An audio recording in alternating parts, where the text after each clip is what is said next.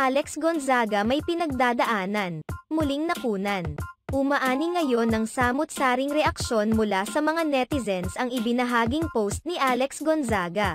Batay kasi sa kanyang mga latest post, tila muling may pinagdadaanan silang mag-asawa. Bagamat wala namang nabanggit si Alex, marami ang naghihinala na patungkol ito sa pagdadalang tao. Sa isang Facebook post nagpahayag si Alex ng pagkalungkot at saya kalakip ang larawan nilang mag-asawa na tila kino-comfort ang isa't isa. Painful and yet joyful.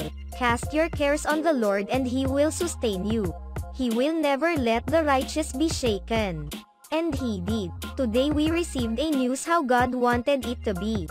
Thank you Lord Jesus, praying one day by God's grace we will be able to tell a beautiful testimony on how God answered our prayer. Thank you for the grace that gives us peace and acceptance.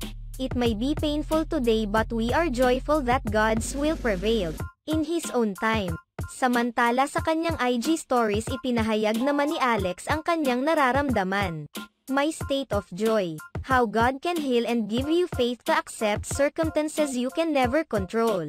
May ibinahagi ring animated video si Alex kung saan makikitang may mag-asawang tila nangangarap na magkaroon ng anak subalit ibinalita sa kanila ng doktor na malabo ito na mangyari.